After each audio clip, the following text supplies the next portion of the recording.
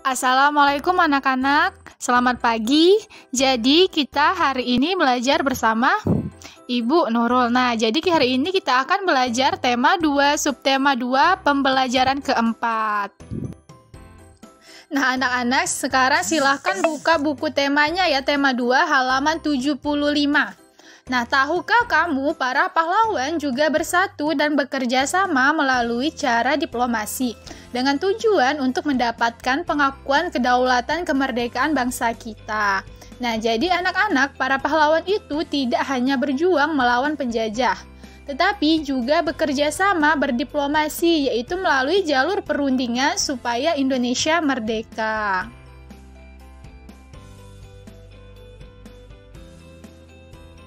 Nah, kemudian upaya mempertahankan kemerdekaan Indonesia tidak hanya dilakukan melalui pertempuran, namun juga dilakukan melalui jalur diplomasi, perjanjian, dan perundingan. Seperti contohnya itu perjanjian Linggarjati, perjanjian Renville, perjanjian Roym-Roygen, dan konferensi Meja Bundar atau yang dikenal dengan KMB.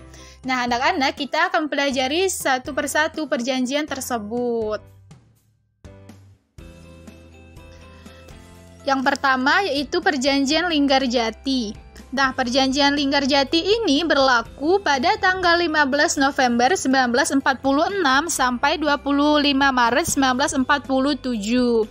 Nah, perjanjian Linggarjati adalah perundingan antara Indonesia dan Belanda di Linggarjati, Jawa Barat, yang menghasilkan persetujuan mengenai status kemerdekaan Indonesia. Perjanjian tersebut ditandatangani secara sah oleh kedua negara pada 25 Maret 1947. Nah, sehingga menghasilkan perundingan yang pertama, Belanda mengakui secara de facto wilayah Republik Indonesia yaitu Jawa, Sumatera, dan Madura. Kemudian, yang kedua, Belanda harus meninggalkan wilayah Republik Indonesia paling lambat tanggal 1 Januari 1949.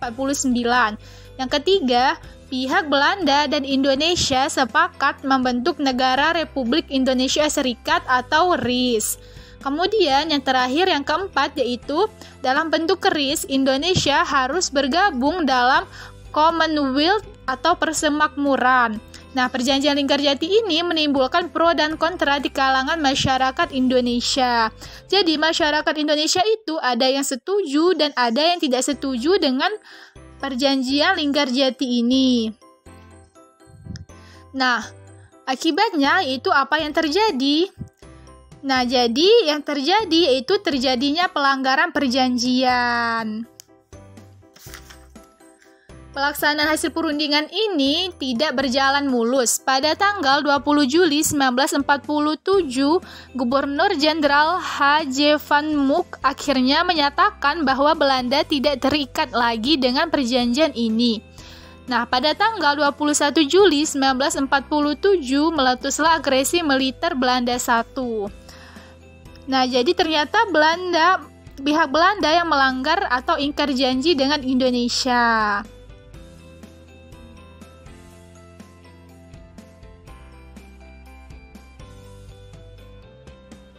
Kemudian yang kedua yaitu perjanjian Renville. Nah, perjanjian Renville ini terjadi pada tanggal 8 Desember 1947 sampai 17 Januari 1948. Perjanjian ini dilakukan antara Indonesia dan Belanda. Perjanjian ini ditandatangani pada tanggal 17 Januari 1948 di atas kapal perang Amerika Serikat atau USS Renville. Nah, yang berlabuh di pelabuhan Tanjung Priok, Jakarta. Nah, jadi perundingan dimulai pada tanggal 8 Desember 1947. Perundingan ini ditengahi oleh Komisi 3 negara yaitu Amerika Serikat, Australia, dan Belgia. Selanjutnya, delegasi Indonesia dipimpin oleh Amir Syarifuddin, delegasi kerajaan Belanda dipimpin oleh R. Abdul Qadir Widjojoatmojo. Dan dari perjanjian Renville ini menghasilkan yang pertama yaitu Belanda hanya mengakui Jawa Tengah, Yogyakarta, dan Sumatera sebagai bagian wilayah Republik Indonesia. Kemudian yang kedua, disetujuinya sebuah garis yang memisahkan wilayah Indonesia dan daerah pendudukan Belanda. Kemudian yang ketiga, yang terakhir, yaitu TNI harus ditarik mundur dari daerah-daerah kantongnya di wilayah pendudukan di Jawa Barat dan Jawa Timur. Nah, jadi itulah isi dari perjanjian Renville. Jadi terjadi kesepakatan lagi oleh Indonesia dan Belanda dalam perjanjian Renville ini. Nah, kemudian yang ketiga yaitu perjanjian Roem-Roygen. Nah, perjanjian Roem-Roygen ini terjadi pada 14 April 1949 sampai 7 Mei 1949. Perjanjian ini terjadi di Hotel Des Indes, Jakarta. Nama perjanjian ini diambil dari nama kedua pemimpin delegasi, yaitu Muhammad Roem dan Herman van Roygen. Nah, adapun tujuan perjanjian Roem-Roygen ini adalah untuk menyelesaikan beberapa masalah mengenai kemerdekaan Indonesia sebelum KMB di Den Haag.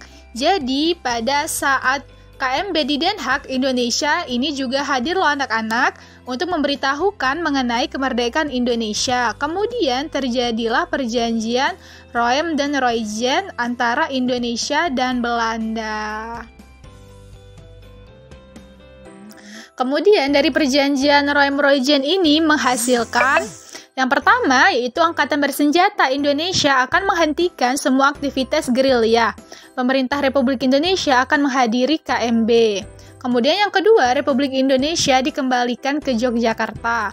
Kemudian yang ketiga, yaitu Angkatan Bersenjata Belanda akan menghentikan semua operasi militer dan membebaskan semua tawanan perang.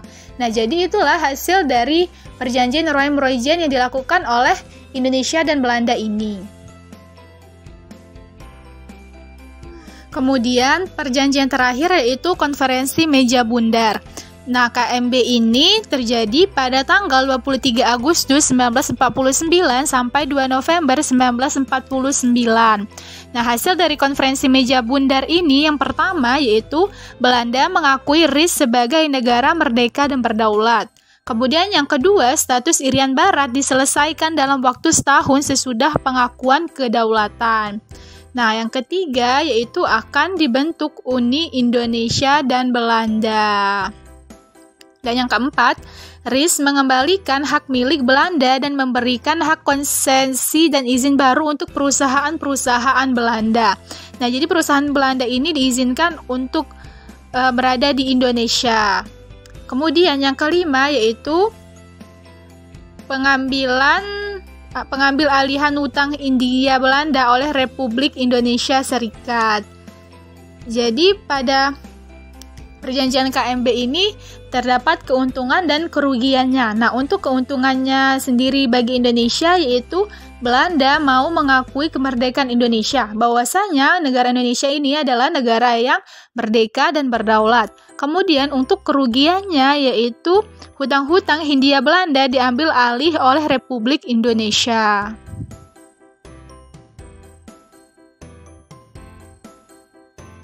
Nah, kamu sudah mengetahui bahwa upaya mempertahankan kemerdekaan Indonesia juga dilakukan melalui upaya diplomasi untuk mencapai kesepakatan. Agar tujuan diplomasi tercapai, maka diperlukan kerjasama dan persatuan dari semua pihak. Nah, anak-anak dapat mencari informasi penting dari perjanjian-perjanjian yang sudah kita pelajari tadi.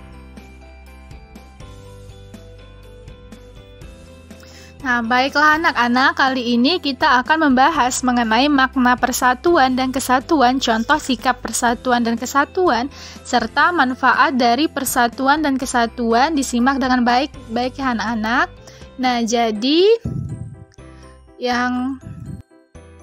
Nah, jadi pertama-tama kita akan membahas mengenai makna persatuan dan kesatuan. Yang pertama yaitu menjalin kebersamaan dan saling melengkapi. Yang kedua menjalin rasa kemanusiaan dan toleransi. Yang ketiga menjalin persahabatan, kekeluargaan, sikap tolong-menolong, dan nasionalisme. Kemudian contoh penerapan sikap persatuan dan kesatuan di lingkungan keluarga. Yang pertama, beribadah bersama dengan keluarga. Yang kedua, pembagian tugas yang adil. Ketiga, menikmati hiburan bersama keluarga. Yang keempat, menyelesaikan masalah dengan musyawarah.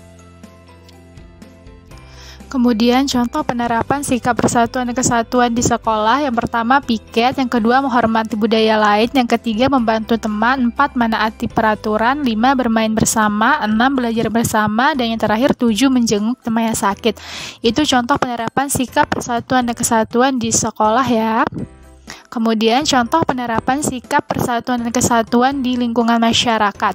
Yang pertama, toleransi. Yang kedua, mendahulukan kepentingan umum. Dan yang ketiga, memperluas pergaulan tanpa membedakan suku dan agamanya.